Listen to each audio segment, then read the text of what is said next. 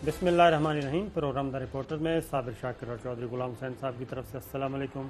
नाज़रीन, आज हमारे पास ख़बरें तो हैं, लेकिन सबसे पहले जो हम ख़बर करेंगे वो कराची से मुताल्लिक़ है, क्योंकि कराची के लोगों का ये गिला रहता है कि आप हमारी तरफ नहीं आते और हमारे मसाइल को उजागर नहीं करते। इसमें कोई शुबा नहीं कि कराची जी पाकिस्तान का सबसे बड़ा शहर है और पाकिस्तान का तिजारती हब है, और वहाँ बिल्कुल कराची के अवाम को BRO मददगार छोड़ा हुआ है। और ऐसे लगता है कि कराची में कोई हुकूमत नहीं है, ना सूबाई हुकूमत नज़र आती है, ना वफाकी हुकूमत नज़र आती है, और ना ही वहाँ पे जो मुकामी हुकूमत है, मेयर साहब जो हैं वो नज़र आते हैं। बल्कि कराची के अवाम ज़लज़ला आ जाए, तूफ़ान आ जाए, बारिश हो जाए, कचरा हो, आम हालात हों, तो कचरा ही जो है वो नहीं छोड़ता। कचरों से जान छूटती है तो पागल कुत्ते आ जाते हैं और वो काटना शुरू कर देते हैं। तो कराची के जो अवाम हैं वो किसी मसीहा का इंतज़ार करते रहते हैं, और इसी से हम आज अपनी प्रोग्राम का आगाज़ कर रहे हैं। जनाब हमारे साथ मौजूद हैं मुस्तफ़ा कमाल साहब भी, उनसे भी हम शरीक गुफ्तगू रहेंगे। लेकिन सबसे पहले मैं आपको आज कराची की कराची के बारे में सुप्रीम कोर्ट में जो हियरिंग हुई, समाअत हुई, उसका ज़रा थोड़ा सा मैं आपको बता दूं। ये गैर कानूनी बिल बोर्ड से मुताल्लिक थी जी। कराची रजिस्ट्री में समाअत थी। चीफ जस्टिस गुलजार अहमद खान साहब वहाँ पे पहुँचे हुए हैं और मुकदमे की समाअत कर रहे हैं। पिछले दिनों एक फुटेज आपने देखी थी कि किस तरीके से बारिश और तूफ़ान के दौरान एक बिल बोर्ड गिरा, और बिल बोर्ड गिरने से दो बेचारे राहगीर जो हैं मोटरसाइकिल पे जा रहे थे, एक और दूसरे भी दोनों मोटरसाइकिल पे थे अलग अलग, और दोनों ज़ख्मी हो गए थे। तो जबकि ये ऑर्डर वाज़ेह तौर पे मौजूद था कि बिल बोर्ड हटा दिए जाएंगे। तो आज जो समाअत हुई जी, सुप्रीम कोर्ट ऑफ पाकिस्तान ये कह रही है, चीफ जस्टिस गुलजार अहमद खान साहब के रिमार्क्स हैं कि यहाँ हुकूमत नाम की कोई चीज़ नहीं है। अगर किसी के पास पैसे हैं तो वो सब कर लेता है। सिंध में कानून नाम की कोई चीज़ नहीं। मेयर कहते हैं इख्तियार नहीं। ऐसा है तो घर बैठो। चीफ जस्टिस के रिमार्क्स। मेयर साहब कहाँ हैं? चीफ जस्टिस गुलजार अहमद खान साहब पूछ रहे हैं, क्या हाल किया है आपने मेयर साहब इस कराची का? कौन जिम्मेदार है टूटी सड़कें, कचरे और इस ताफुन का? एडवोकेट जनरल साहब, बच्चे गटर के पानी में रोज़ डूब रहे हैं। मेरी अपनी गाड़ी का पहिया भी गटर में फंस गया है। लगता है सूबाई और लोकल गवर्नमेंट की शहर से दुश्मनी है। कराची को बनाने वाला अब तक कोई नहीं आया। कौन जिम्मेदार है इस सूरत हाल का? ये आज चीफ जस्टिस साहब ने फरमाया है। तो हम मेयर रह चुके हैं जी मुस्तफ़ा कमाल साहब, हम उन्हीं से पूछते हैं कि ये सब क्या हो रहा है। मुस्तफ़ा कमाल साहब। Thank you very much Sabir साहब। देखिए, ये तो हमारी सारी जो 4 सालों से मैं बात कर रहा हूँ और पिछले ख़ास तौर पर 2 सालों से, तो कौन सी ऐसी बात आज चीफ जस्टिस साहब ने कही है जो कि अल्हम्दुलिल्लाह हमने उसके ऊपर निशानदही ना की हो। मैं आपको याद हो, मैं पहले दिन से कह रहा हूँ, ये इख्तियारात का मसला नहीं, किरदार का मसला है। और ये लोग बदकिरदार लोग हैं, इन्होंने शहर को लूट लिया, और फिर पीपल्स पार्टी और की सूबाई हुकूमत और ये MKM की लोकल गवर्नमेंट दोनों पार्टनर्स इन क्राइम है। जब भी कोई क्राइसिस आता है तो आकर ये एक दूसरे को ब्लेम करते हैं और फिर दोनों आराम से जो है वो अपनी करप्शन कर रहे हैं। तो आज चीफ जस्टिस साहब ने लोगों के जज्बात की अक्कासी की है, तर्जुमानी की है, और मैं समझता हूँ कि बात अब सिर्फ यहाँ नहीं रुकनी चाहिए। मेरी आपके तवज्जुह से मैं पहले भी एक प्रेस कॉन्फ्रेंस कर चुका हूँ और रिक्वेस्ट कर चुका हूँ कि देखें, इन लोगों ने पूरी नस्लों को तबाह कर दिया है।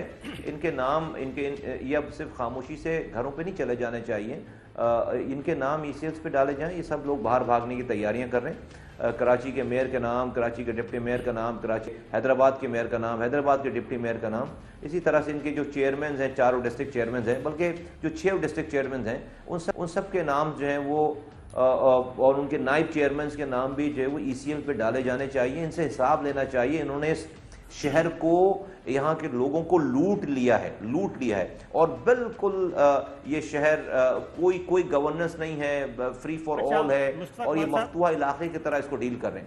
ہم ذرا سٹیپ بائی سٹیپ باری باری چلتے ہیں۔ سب سے پہلے وسیم اختر صاحب کا شارٹ سنیے جی، وہ کیا کہہ رہے ہیں؟ اگر میں استعفیٰ دے دوں تو کیا حالات ٹھیک ہو جائیں گے؟ کوئی بھی میئر آ جائے ان وسائل اور اختیارات کے ساتھ کچھ ڈیلیور نہیں کر سکتا۔ کراچی کے لوگ 95% ٹیکس سندھ گورنمنٹ کو دیتے ہیں، 65% ٹیکس فیڈرل گورنمنٹ کو دیتے ہیں، وہ کہاں جاتا ہے؟ سندھ گورنمنٹ کہہ رہی ہے 70% اتھارٹی میری نہیں ہے، صرف 30% ہے۔ فیڈرل گورنمنٹ کی 70% اتھارٹی ہے، اتھارٹی کو بہانہ بنا کے کراچی کا ستیہ ناش کر دیا ہے دونوں حکومتوں نے۔ اچھا مصطفیٰ بھائی یہ بتائیے، پہلا ان کا ہے جی کوئی بھی میئر آ جائے تو کیا حالات ٹھیک ہو جائیں گے میں استعفیٰ دے دوں؟ تو سب سے پہلے تو یہ بتائیں کہ یہ میئر صاحب کتنے ضروری ہیں اس وقت جو کراچی کی صورتحال ہے؟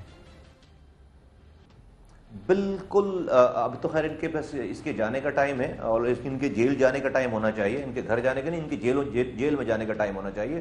لیکن جہاں تک یہ بات ہے کہ یہ استعفیٰ دے دیں تو حالات ٹھیک ہو جائیں گے، بالکل ٹھیک ہو جاتے حالات۔ کیسے ٹھیک ہو جاتے؟ میں کہتا ہوں کوئی میئر نہیں بھی لگتا نا تو بھائی کم سے کم یہ جو لوٹ رہا ہے شہر کو، یہ لوٹ مار تو بند ہوتی نا۔ آپ جو خون چوس رہا ہے بھائی، آپ ایک جسم، ایک باڈی ہے جو زخمی ہے، آپ اس کو دوا نہیں لگا رہے، اس کو مرہم نہیں لگا رہے تو بھئی اس سے خون تو نہ چوسو نا۔ یہ تو وہ گدھ ہیں جو کہ زخمی کراچی کا خون چوس رہے ہیں، تو بالکل فرق پڑ جائے گا اس کے نہ ہونے سے، ان کے استعفیٰ دینے سے بالکل فرق پڑ جائے گا کہ بھئی کم سے کم کوئی مرہم اگر رکھنے والا نہیں ہے تو کوئی خون چوسنے والا بھی نہیں ہوگا، نمبر 1۔ دوسری بات ہے صابر شاکر صاحب، یہ جو بات کر رہے ہیں کہ میں یہ پروونشل گورنمنٹ نے ایسا کر لیا، اختیارات لے لیے اور وسائل لے لیے، اور فیڈرل گورنمنٹ نے ایسے کر لیے، وسائل لے لیے۔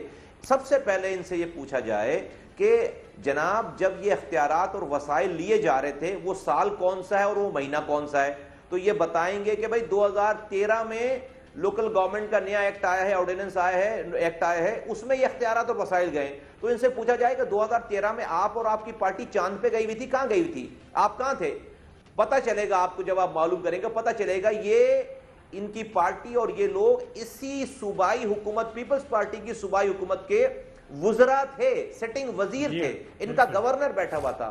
آج جس اختیارات اور وسائل کے، اور 2013 میں اختیارات وسائل گئے، یہ وزیر تھے، یہ سارے وزراء تھے، اور یہ نہیں کہ اس کے بعد انہوں نے ریزائن کر دیا۔ 2015 تک یہ وزراء رہے، اسی صوبائی حکومت کا حصہ رہے، اور 2016 تک ان کا گورنر رہا ہے۔ تو بھائی یہ آج رونا رو رہے ہیں اختیارات اور وسائل کے، قوم کو بیوقوف بنا رہے ہیں اور مہاجروں کا نام لیتے ہیں۔ یہ جب مہاجروں کے سے یہ اختیارات چھن رہے تھے، جب کراچی والوں کے اختیارات اور وسائل جا رہے تھے، تو یہ اپنی وزارتوں کے چکروں میں اپنی گورنر کی پوسٹ کے لیے انہوں نے کراچی کو بیچا ہے، انہوں نے اختیارات اور وسائل کو بیچا ہے، انہوں نے اپنے ہاتھ سے کراچی کو گروی رکھ دیا ہے۔ چودھری صاحب آپ سے سوال کرنا چاہ رہے ہیں، بیان دیتے ہیں۔ جی ہاں چودھری صاحب۔ ہاں جی مصطفیٰ کمال صاحب، کیسے مزاج ہیں؟ ٹھیک ہیں؟ بات یہ ہے آپ بھی کھل کے بات کریں، صرف یہ لوٹ مار نہیں کر رہے، صرف مہاجروں کے لیڈر جو ہیں وہ لوٹ مار نہیں کر رہے۔ اندرون سندھ میں کیا ہو رہا ہے، پنجاب میں کیا ہو رہا ہے، مرکز میں کیا ہو رہا ہے، کے پی میں کیا ہو رہا ہے، کون سی جگہ لوٹ مار نہیں ہو رہی؟ آپ کو کھل کے مطالبہ کرنا چاہیے چیف جسٹس پاکستان، جو ایک دیانتدار اور فیئرلیس جج کے طور پر کام کر رہے ہیں، کہ وہ حکم دے فوج کو اور رینجرز کو کہ یہ کام کر کے 6 مہینے میں مکمل صفائی کرے ملک سے۔ اس سے کم کچھ نہیں ہونا، ہر جگہ ٹھیکیدار گھسے ہوئے ہیں۔ اب میں زیادہ تفصیل میں نہیں جانا چاہتا، اب میں اس کا جواب دیں کہ وہ اختیارات اور پیسوں کے رونر ہوتے ہیں۔ سندھ گورنمنٹ 18ویں ترمیم کے پیچھے آ جاتی ہے، پی ٹی آئی اپنے تحفظات لے کے جا رہی ہے، اور لوگ جو ہیں جس کو پنجابی میں کہتے ہیں رول گئے نے، تباہ ہو گئے نے، اور وہ ان کے گھروں میں گند اور کچرا آ رہا ہے اور گندا پانی آ رہا ہے، اور آپ لوگ تماشا دیکھ رہے ہیں۔ دیکھیے نہیں، ایسا نہیں کہ ہم تماشا دیکھ رہے ہیں چوہدری صاحب، ہم نے تو 4 سالوں سے یہ جو جہاد کیا ہے نا، اسی کا نتیجہ ہے کہ آج آج چیف جسٹس بھی جو ہے وہ ایکسپوز، یہ لوکل گورنمنٹ ایکسپوز ہوئی ہے، اور اگر سندھ میں اگر کوئی اپوزیشن ہے تو وہ ہم ہیں، ورنہ تو ایم کیو ایم بھی حکومت میں ہے، پیپلز پارٹی بھی حکومت میں ہے، اور پی ٹی آئی بھی حکومت میں ہے۔ تو آپ نے جو بات کی پیپلز پارٹی کے حوالے سے، بھائی میں تو ہم نے تو یہ بات کی، دیکھیے آپ اب غصے میں آئے بغیر میں آپ کو لاجیکلی میں کوشش کرتا ہوں کہ آپ کو میں ان کے کرائم بتاؤں، جو ایشوز ہیں۔ ریئل ایشو یہ ہے کہ بھائی سندھ کراچی کو اور سندھ میں جو ابھی ایشوز ہیں، اس میں سب سے بڑا ایشو ہے کہ پیپلز پارٹی کی گورنمنٹ نے 2013 میں اس میں 18 ٹاؤنز تھے اور ایک ڈسٹرکٹ تھا، اس ایک ڈسٹرکٹ کو انہوں نے 6 حصوں میں کراچی کو بانٹ دیا ہے۔ چیف جسٹس صاحب کو بھی اور پاکستان کے چلانے والوں کو یہ دیکھنا چاہیے کہ اس کے روٹ کاز کیا۔ روٹ کاز یہ کہ کراچی انہوں نے زبان کی بنیاد پر تقسیم کر کے انہوں نے 6 ڈسٹرکٹس بنا دیے، اور اس 6 ڈسٹرکٹس کو بنانے کے بعد انہوں نے ایک اوپر سے 18ویں ترمیم کے بعد جو صوبائی خود مختاری ملی ہے، مزے کی بات ہے وہ صوبائی خود مختاری کے نام پر صرف وزیر اعلیٰ کو خود مختاری ملی ہے۔ ایک وزیر اعلیٰ خود مختار ہو کر وہ سمجھے کہ وزیر اعلیٰ کو خود مختاری ملی ہے۔ بھائی صوبے کو خود مختاری ملی تھی، جس میں صوبے کے شہروں کو خود مختاری ملنی تھی، ڈسٹرکٹ کو خود مختاری ملنی تھی، ان کے گاؤں گوٹھوں کو خود مختاری ملنی تھی۔ سارے اختیارات اوپر سے وزیر اعلیٰ نے لے لیے 18ویں ترمیم کے بعد، صوبائی خود مختاری کے بعد، اور اپنے پاس اس کو پارک کر لیا۔ دوسری بات، این ایف سی ایوارڈ میں پیسے ملتے ہیں، وہ این ایف سی ایوارڈ میں جو صوبوں کو پیسے ملتے ہیں وہ وزیر اعلیٰ کی ایما پر صوبے کے پیسے نہیں ہونے چاہیے، وہ صوبے کے ڈسٹرکٹ تمام صوبے کے ایما پر ہونا چاہیے۔ صوبے کے بعد این ایف سی ایوارڈ کے بعد پی ایف سی ایوارڈ کا اجرا ہونا تھا، وہ نہیں ہوتا۔ تو ایک وزیر اعلیٰ کے لوگوں کا کیا قصور ہے؟ ان کو پانی میں ڈبو دیں، سمندر میں پھینک دیں۔ کراچی کے لوگوں کا یہ قصور ہے چودھری صاحب کہ کراچی جو ہے وہ سب سے بڑا پوٹینشل شہر ہے اس ملک کو چلانے والا، اور اس کو سب نے لوٹا ہے۔ لیکن یہاں پر جو آپ اس کو برا نہ مانیے گا، آج ہم نے اپنے سروں پر سندھ میں اور کراچی میں جو اپنے بچوں کے قاتلوں کو مسلط کر رکھا ہے، وہ کہتے ہیں ہم تو ووٹوں سے آئے ہیں۔ بھائی ہم تو جمہوری طریقے سے ووٹوں سے آئے ہیں، اور ووٹ کس نے دیے؟ لوگوں نے دیے۔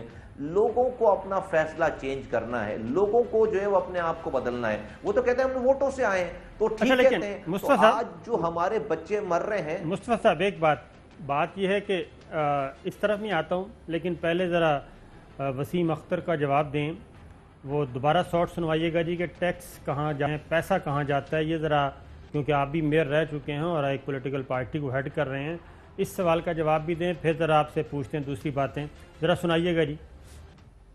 اگر میں استعفیٰ دے دوں تو کیا حالات ٹھیک ہو جائیں گے؟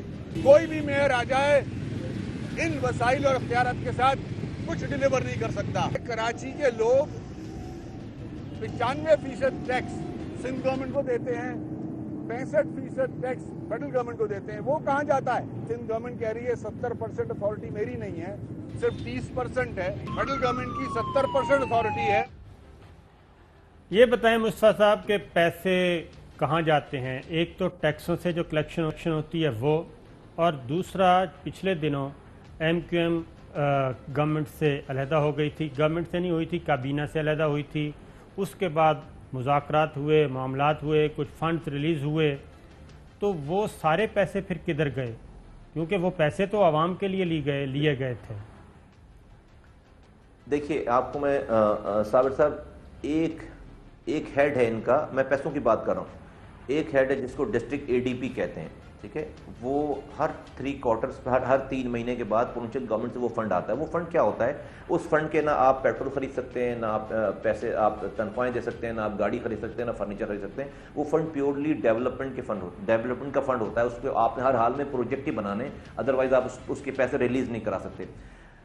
پروونشل گورنمنٹ کہتی ہے کہ ہم نے 48 ارب روپے دیے ہیں ڈسٹرکٹ اے ڈی پی میں میئر کو۔ میئر کہتا ہے کہ ہمیں 15 ارب روپے ملے ہیں۔ میں میئر کی بات کو مان لیتا ہوں، اس کا میئر کی بات کو مان لیتا ہوں کہ اس کو 15 ارب روپے ملے ہیں ڈسٹرکٹ اے ڈی پی میں۔ اب ڈسٹرکٹ اے ڈی پی کا اصول یہ ہے کہ اس میں 2 کروڑ سے زیادہ کا آپ پروجیکٹ نہیں ٹینڈر کر سکتے۔ 2 کروڑ کے پروجیکٹ کو اگر آپ 15 ارب کو آپ ڈیوائیڈ کریں 2 کروڑ کے پروجیکٹ سے تو 750 پروجیکٹ بنتے ہیں کراچی میں. بالکل 750 2 ارب 2 کروڑ کے پروجیکٹ. 750 پروجیکٹس 2 کروڑ کے اگر ہوئے ہو نا شہر میں, آپ کو ایک اسپاٹ نہیں ملے خالی, آپ کو گڑا نہیں ملے. 750 پروجیکٹ بہت ہوتے ہیں. پھر ہر مہینے ان کے یو سی چیئرمین کو 5 لاکھ روپے ملتے ہیں اس کی مینٹیننس کے لیے, گلی کے مینٹیننس کے لیے. آپ کیلکولیٹ کر لیں کہ 5 سالوں میں مہینے کے حساب سے کتنے پیسے ملیں. پھر ان کے ڈسٹرکٹ چیئرمینس کو ڈائریکٹ پروونشل گورنمنٹ سے او زی ٹی آ رہی ہے, لوکل ٹیکسز ان کے پاس ہیں اور ساری چیزیں. یہ پورا ایک پیک. میں نہیں کہہ رہا کہ بڑی آئیڈیل سچویشن ہے, لیکن جو پیسہ یہ بات ہے یہ ابھی شور کر رہے ہیں کہ پروونشل گورنمنٹ کے اتنے پیسے ہیں, فیڈرل گورنمنٹ لے گئی پیسے, وہ نہیں کر رہے. او بدبختو, تم چوکیدار تھے, تم وکیل تھے, تم نے یہ کیس لڑا کیوں نہیں؟ تمہارے پاس 4000 سے زائد کونسلر ہیں, تو کسی دن جا کر وزیر اعلیٰ کے گھر کے آگے بیٹھ کیوں نہیں گیا؟ ٹی وی کے اوپر سے باتیں کرتا ہے آ کے کہ جو ہے وہ اختیارات لے لیے گئے اور اختیارات نہیں اور پیسے نہیں دے رہے. یہ آپس میں پارٹنرز ان کرائم ہے, لوگوں کو جھوٹ بولتے ہیں ٹی وی پہ آ کے. یہ جا کر اتنی, بھائی یہ تو پارٹی مشہوری تھی سڑکیں بند کرنے والی اور ہڑتالیں کرنے والی اور شہر بند کرنے والی. تو الطاف حسین کا شناختی کارڈ نہ ملے لندن میں تو کراچی بند ہو جاتا ہے, اور کراچی کے پورے حقوق چھن گئے. تو باتوں کا ٹورنامنٹ کر رہا ہے. صرف کھڑے ہو کے 4 سالوں سے ایک دفعہ بھی وزیر اعلیٰ ہاؤس کے آگے جا کر کوئی دھرنا دیا, کوئی ایک دن کے لیے بھی انہوں نے جو ہے وہ شہر بند کرایا؟ یہ پارٹنرز ان کرائم میں گد ہیں, انہوں نے بیٹھ یہ اچھا کیوں نہیں کرا سکتے؟ اس لیے کہ یہ خود اتنے بد کردار ہیں. لوگوں کے, کراچی والوں کے موبائل فونوں میں آڈیوز اور ویڈیوز ایک عام آدمی کے, ایک اور بات بھی کے پاس ان کے جو ہے کرائم کی داستان ہے. یہ کس کے آگے جا کر جو ہے وہ یہ کسی حقوق لے سکتے ہیں؟ مصطفیٰ, ایک اور بات آپ نے ایک اور بات آپ نے کہی کہ منتخب کرنے والوں کا قصور ہے. تو کراچی کے جو عوام ہے وہ Urdu speaking family, cultured family اور کلچرڈ کمیونٹی, انتہائی تہذیب یافتہ, انہوں نے تو ہر کسی کو موقع دیا ہے. انہوں نے الطاف حسین جیسے بندے کو بھی موقع دیا اور ان کو پھر فارغ بھی کیا, پھر ایم کیو ایم کو بھی موقع دیا, پھر پی ٹی آئی کو بھی موقع دیا, پھر پیپلز پارٹی کو بھی موقع دیا.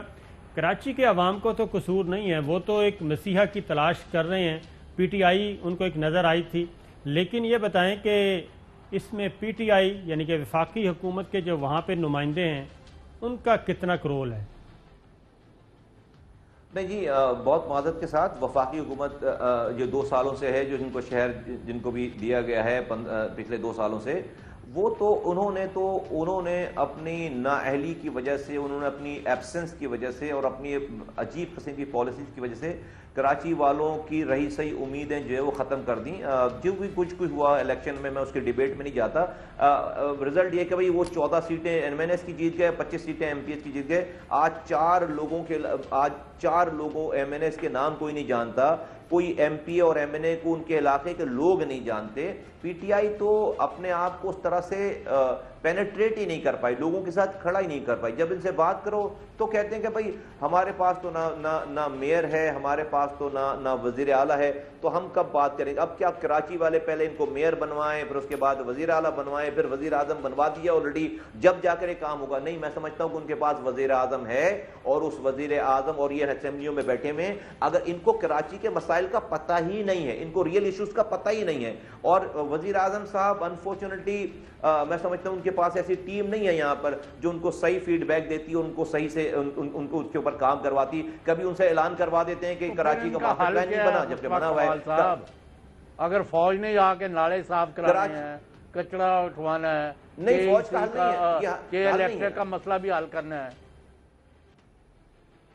دیکھیں کراچی کا حل جو ہے وہ باکردار قیادت ہے, اور کراچی کو ایسی قیادت کی ضرورت جس کے پاس لیگیسی ہو کام کرنے کی, اور جس کے پاس کردار ہو. اور وہ میں سمجھتا ہوں کہ پی ایس پی اس وقت کراچی کے علاوہ کراچی والوں کے پاس پی ایس پی کے علاوہ کوئی اور دوسرا آپشن نہیں ہے. فوج آ کر کوئی 2 مہینے 4 مہینے 6 مہینے لگا کر ایک دفعہ نالے کی صفائی کر لے گی, ایک دفعہ کچرا اٹھا لے گی. روزانہ 15,000 12,000 ٹن گاربیج پروڈیوس ہو رہا ہے. یہ سائنس ہے. اس سے پہلے بھی ایک وزیر صاحب آئے تھے نا, وفاقی وزیر صاحب, انہوں نے بھی جو ہے وہ ٹویٹر پہ کچرا صاف کرنے کی کوشش کی تھی فیس بک پہ, نہیں کر پائے نا, رسوا ہو گیا نا, 2 مہینے 3 مہینے کے بعد آج وہ جواب نہیں دے پاتے. تو یہ پوری بھائی آپ یاد کریں نا کہ آپ نے کتنی دفعہ کراچی کے کچرے پہ میرے زمانے میں پروگرام کیا ہوگا, کتنی دفعہ چیف جسٹس نے نوٹس لیا ہوگا. کبھی کسی نے خبر بھی سنی تھی کہ نالوں کی صفائی کے اوپر کوئی ہنگامہ ہو رہا ہے, کوئی جو ہے وہ آرمی آ رہی ہے, کوئی این ڈی اے میں آ رہا ہے؟ نہیں, اس کام اس لیے ہوتا تھا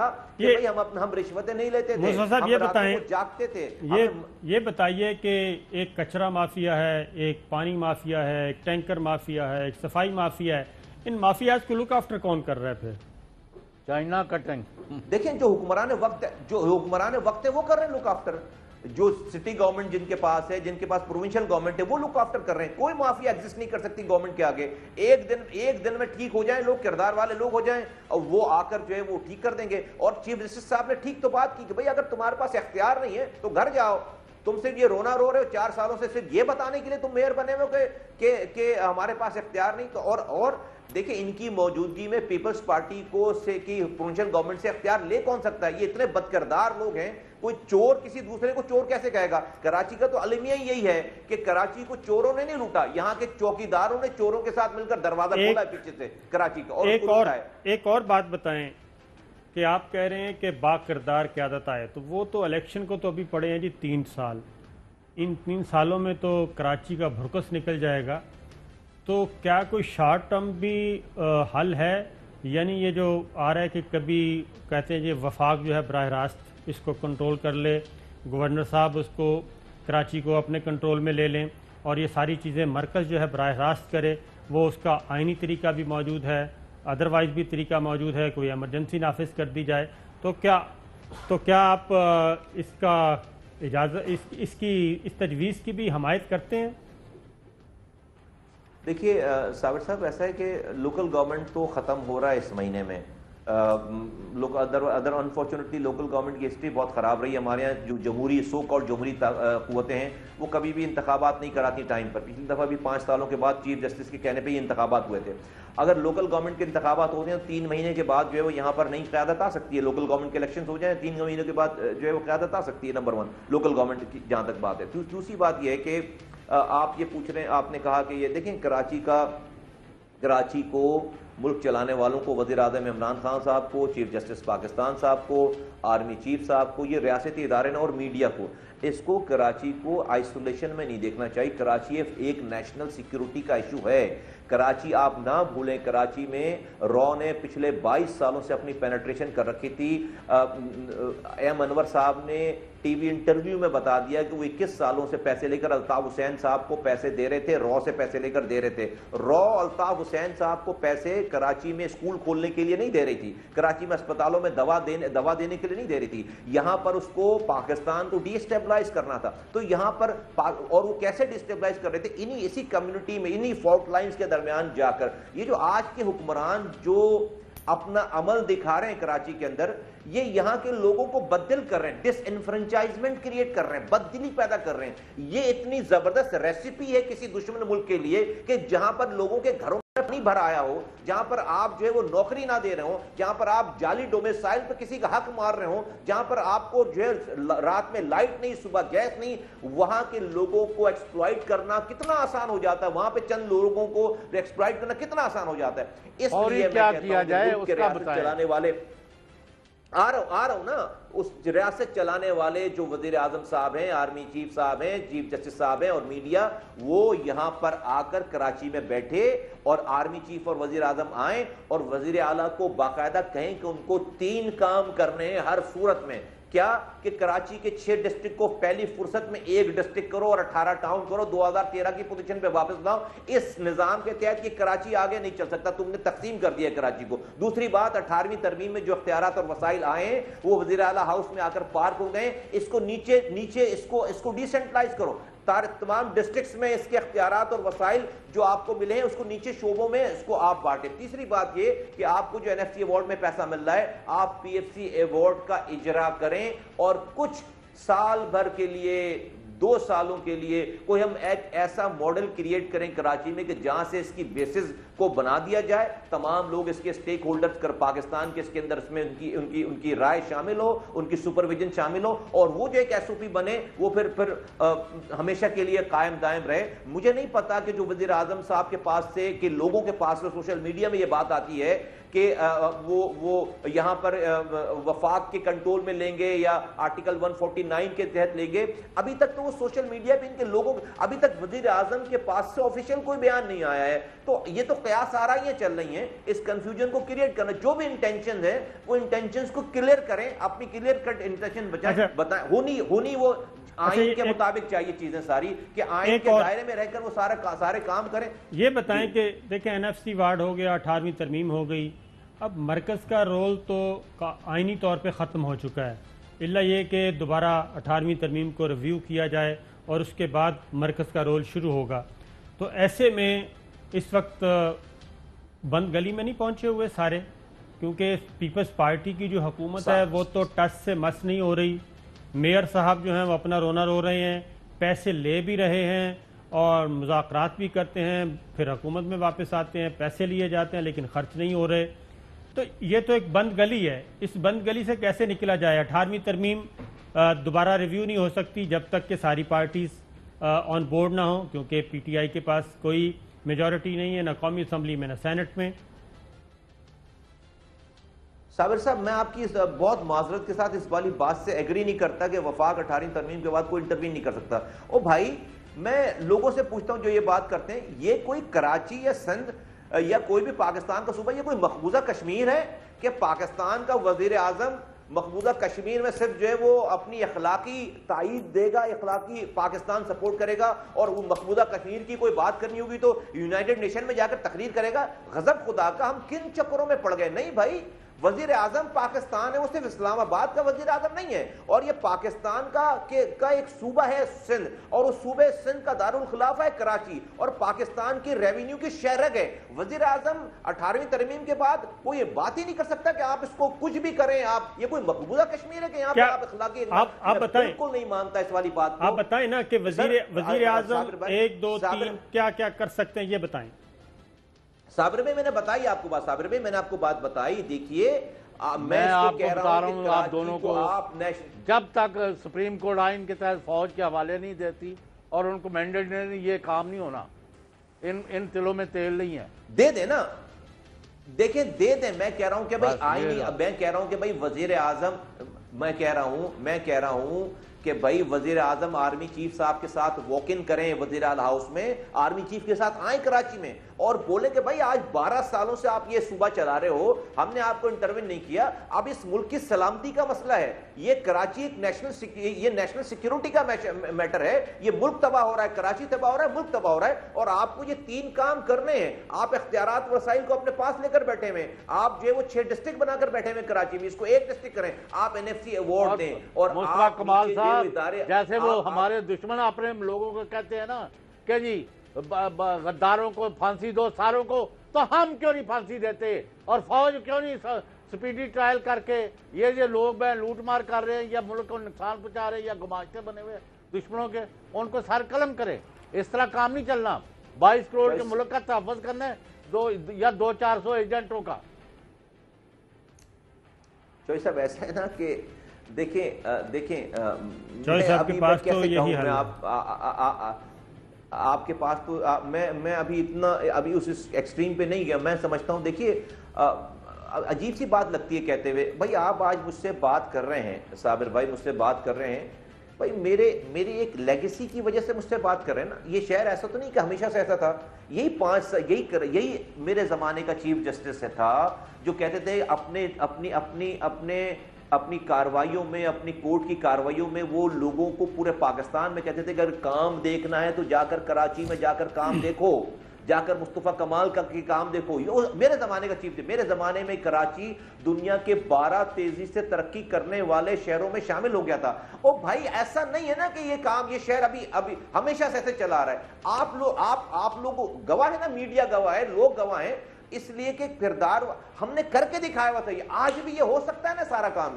یہ اس پہ اتنے ایکسٹریم پہ جانے کی ضرورت نہیں ہے. آپ کے پاس لوکل سولوشنز موجود ہیں, لوگ موجود ہیں, ہماری پارٹی موجود ہے. ہم نے الحمدللہ اپنے آپ کو اس الیکشن کے 2018 کے الیکشن کی جو بھی اس کے رزلٹ آئے, مصطفیٰ کمال صاحب غداروں کے خلاف کھڑا کون ہوا ہے؟ کھڑا کون ہوا ہے غداروں کے خلاف؟ الطاف حسین صاحب کے سامنے اس ملک بات. آپ آخری بات کر لیں, پھر ہم نے آپ سے اجازت. میں یہ کہہ رہا ہوں چوہدری صاحب کو کہ بھائی 3 مارچ 2016 کو جب یہاں پر سچ بولنے کی سب سے چھوٹی سزا موت تھی تو مصطفیٰ کمال اور اس کے ساتھیوں نے آ کے را کے نیکسس کو ختم کیا ہے, انڈیا کے تسلط کو ختم کیا ہے. ورنہ ابھی آپ اپنا کشمیر بھول جاتے. وہ قتل و غارت گری ہو رہی ہوتی ہے اس کراچی میں. اس میں بہت بڑا رول ہے لا انفورسمنٹ ایجنسیز کا, لیکن اس میں ایک تھوڑا سا رول ہمارا بھی ہے. بالکل جو چیز ہم پر واجب بھی نہیں تھی, مصطفیٰ کمال صاحب بالکل آپ کی بات بالکل صحیح. آپ کا ایک رول ہے اور آپ کا بہت بہت شکریہ. ناظرین ایک پہ جانا ہے اور بریک کے بعد آئیں گے تو کچھ اور خبریں.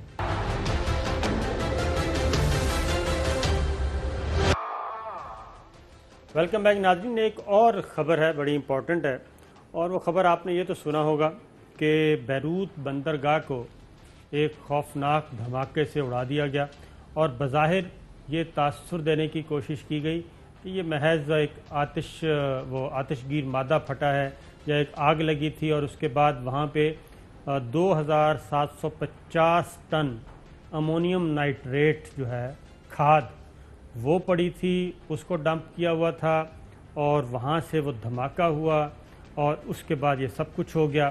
پہلے دن تو یہ باتیں چھپی رہیں اور اس میں کسی قسم کا سازش یا بیرونی حملے کا عنصر شامل نہیں تھا, لیکن اب وقت گزرنے کے ساتھ ساتھ اور پھر فوراً فرانس کے صدر پہنچ گئے اور مغربی دنیا آ گئی کہ ہم اس کو ری بلڈ کرنے کے لیے تیار ہیں, ہم امداد کرنے کے لیے تیار ہیں, اور 15 ارب ڈالر نقصان ہوا ہے. بندرگاہ تباہ ہو کے رہ گئی ہے. 1.5 لاکھ جو شہری ہیں وہ بے گھر ہو گئے ہیں, سینکڑوں کی تعداد میں زخمی ہیں اور لاپتہ ہیں, اور 1000 سے زیادہ شہری جو ہیں وہ جاں بحق ہو گئے جن کی تصدیق ہو گئی.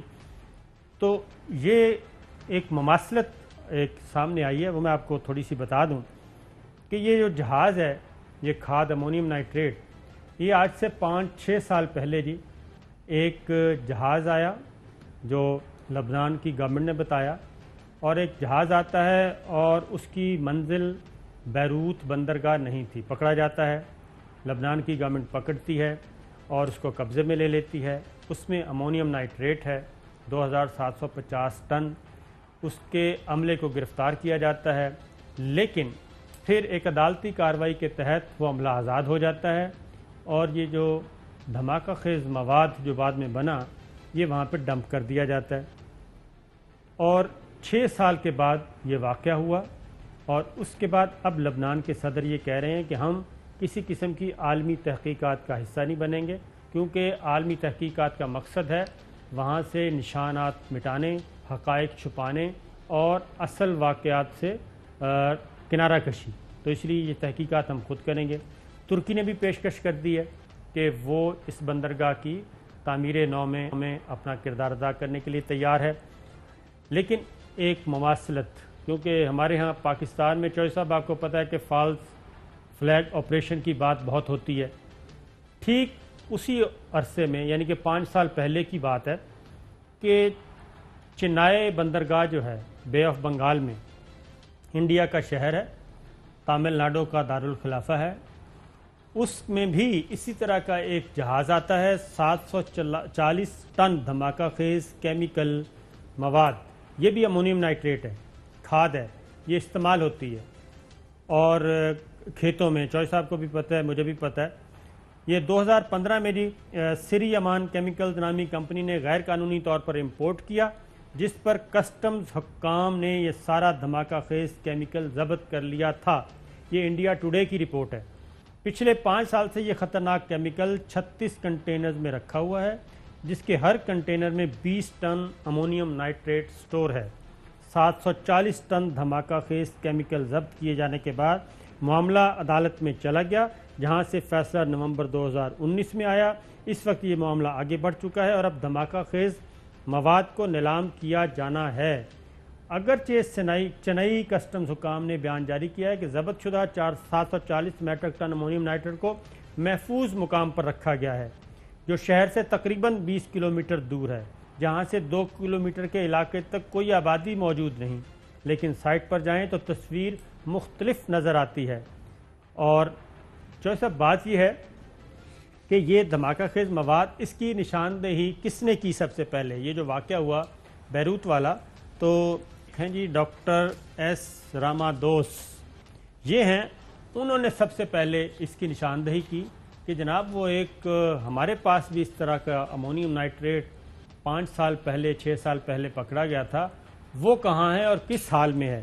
تو میں آپ سے یہ پوچھ رہا ہوں کہ کیا اس دھماکہ خیز مواد کو بھی، امونیم نائٹریٹ کو بھی انڈیا نے کسی ایسے وقت کے لیے ہی رکھا ہوا ہے؟ کیونکہ ترکی، ایران، پاکستان اور سری لنکا، انہوں نے بیروت دھماکے کے بعد اپنی اپنی بندرگاہوں کی سیکورٹی ہائی الرٹ کر دی ہے، اور ادھر انڈیا کے شہر میں یہ مواد موجود ہے 6 سال پہلے کا۔ مطلب یہ تو ان کی مطلب ہے جو اسرائیل کے طرح کے ان کے عزائم ہیں، جیسے وہ کشمیر میں بھی انہی کے نقش قدم پر چل رہے ہیں، اور بیروت میں بھی کبھی برملا، کبھی دبے لفظوں میں اسرائیل کہہ رہا ہے کہ ہم نے کیا ہے، تو کبھی وہ یہ یعنی فرٹیلائزر کی جو چیز ہے یہ لے آتے ہیں۔ تو اگر یہ تباہی لے کے بیٹھے ہوئے بامبے کے پورٹ پر، تو اس کا کس طرف انہوں نے رخ کرانا ہے؟ اور اس کو ملا کے پڑے کراچی میں جو ادھم مچا ہوا ہے اور کوئی اس کا پرسان حال نہیں ہے۔ تو ہمیں تو بہت اس پر تشویش ہے کہ اتنی بڑی تباہی جو ہے انہوں نے وہاں لنگر انداز کی ہوئی ہے بامبے میں، اور کئی سالوں سے کی ہوئی ہے، اور کسی مقصد اور کسی مذموم ارادے سے کی ہوئی، ورنہ تو انہیں تلف کرنا تھا یا کسی کھاد فیکٹری کو وہ دینا تھا تاکہ اس کو کھاد بنا کے کھیتوں میں پھینک دیا جائے۔ یہ بی بی سی ابھی یہ جیسے یہ خبر آئی تو اب سب کے کان کھڑے ہوئے ہیں، اور یہ بی بی سی نیوز کی رپورٹ ہے۔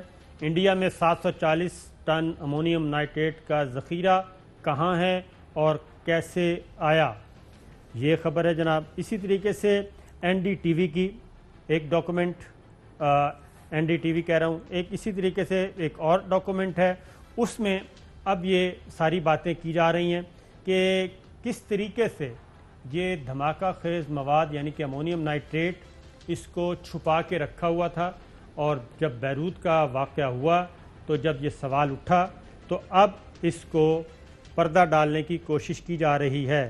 جو صاحب یہ اسی لیے پھر ہم نے بھی اور باقی جو ہمسایہ ممالک ہیں انہوں نے اپنی اپنی بندرگاہوں کی سیکورٹی بڑھا دی ہے، کیونکہ یہ 740 ٹن جو ہے، یہ اگر آپ بیروت کو دیکھیں اور اس کے بعد اس مواد کو دیکھیں تو یہ تو ایک فالس فلیگ آپریشن موجود ہے، ان کا سارا میٹیریل موجود ہے۔ یہ تو میرا خیال ہے کرونا سے زیادہ تباہی مچا سکتا ہے۔ جی ہاں بالکل، وہ تو ابھی ان کا جو جس طرح ہوا ہے دھماکہ بیروت میں، تو پھر وہ بیروت بچ گیا۔ جی ہاں، بیروت تو ویسے ہی بڑی دیر سے بارود کے اس پر اس کو تھوڑی خانہ جنگی ہوئی ہے، لیکن یہ ٹھیک ہے چوہے صاحب، یعنی اگلی خبر ایک اور ہے، اور وہ ہے جناب آج کل پاکستان اور سعودی عرب کے تعلقات کے بارے میں جی بات ہو رہی ہے۔ چوہے صاحب اس میں کیونکہ دونوں طویل شراکت ہے، دونوں ملکوں میں دونوں برادر اسلامی ملک ہیں، اور دکھ درد میں ایک دوسرے کے حصے دار، ایک دوسرے کے دکھ درد میں شریک رہے، یہ اچانک غلط فہمیاں کیوں پیدا ہوئیں؟ نہیں، وہ مذاکرات تو ہو رہے ہیں سعودی عربیہ سے آج بھی، جی ہاں، آپ کو زیادہ پتہ ہے۔ جی ہاں، جی، تو کوئی میرا خیال ہے حل نکلا ہے کہ مجھے وہ پوری تفصیلات نہیں پتہ، یہ پتہ چلا ہے کہ پاکستان نے $1 بلین واپس کیے ہیں، جی ہاں، اور یعنی تیل بھی آپ نے اتنا نہیں اٹھایا، تو کس ایشو پر ان کے ساتھ آپ کا تنازع ہوا؟ میں سچی بات ہے، آپ وہاں بیٹھے ہوئے کہ یہ مسئلہ ہے، اور ہم تو چاہتے ہیں اور انشاءاللہ رہیں گے سعودی عربیہ اور پاکستان کے تعلقات ہمیشہ اچھے رہیں گے، کوئی مجھے اس پر چلیں جو صاحب ایک بریک لیتے ہیں، بریک واپس آتے ہیں۔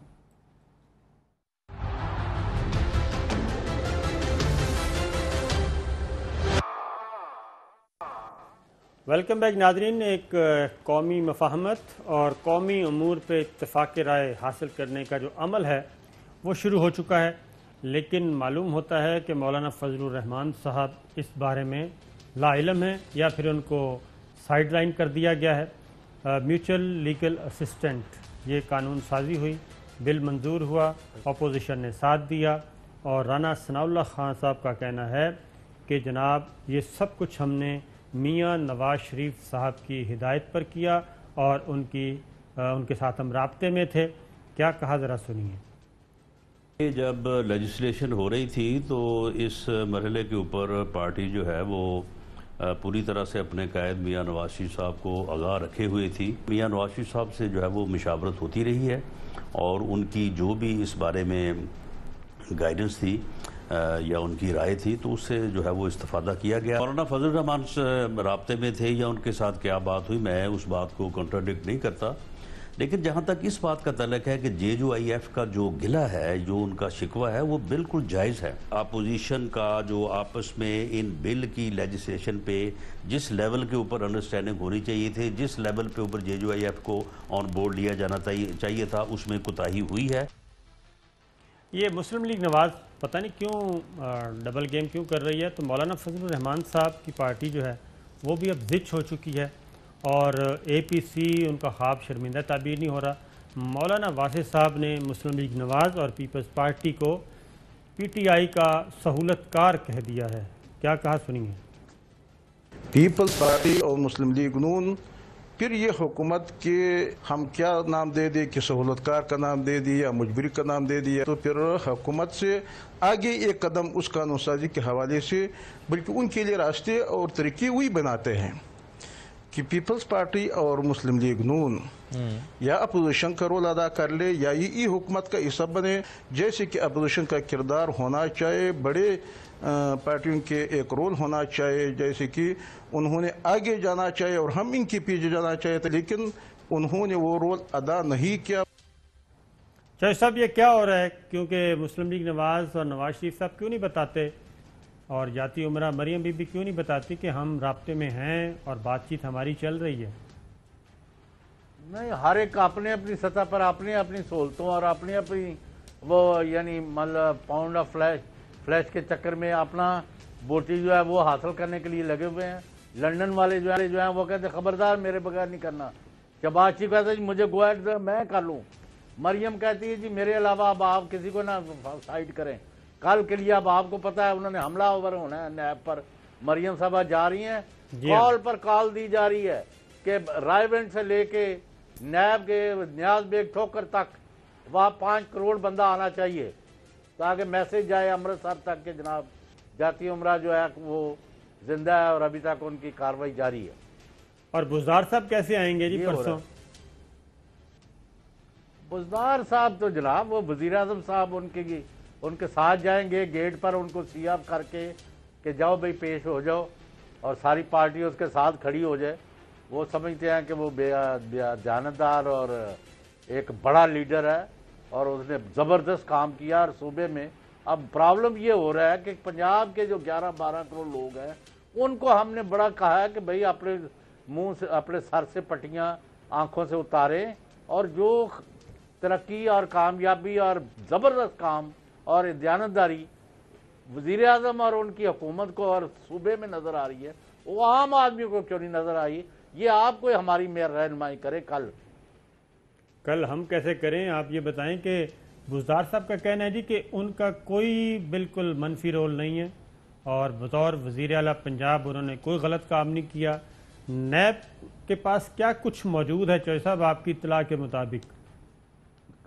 نیب کے پاس جو اس وقت ڈی جی تھے مسٹر گوندل، انہوں نے ایویڈنس سارا میری اطلاعات کے مطابق ریکارڈ کرا دیا ہے. پرسوں صرف بزدار صاحب کو نہیں بلایا گیا، ان کے سابق principal secretary doctor Raheel Siddiqui جو ایک دیانتدار اور خوف خدا رکھنے والے انسان ہیں ان کو بلایا ہے. اس وقت جو سیکرٹری شیر عالم یا کیا نام تھا بالکل ٹھیک ان کو بلایا ہے اور ہوٹل والوں کو بلایا ہے اور ان کو کیا ریکارڈ.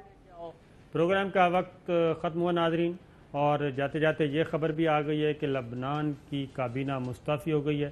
اور اب اندازہ ہو رہا ہے کہ بیروت کا جو بندرگاہ تباہ کی گئی تھی، اسکرپٹ ذرا کچھ تھوڑا سا بڑا تھا۔ جناب پروگرام کا وقت ختم ہوا، اجازت دیجیے، اللہ حافظ۔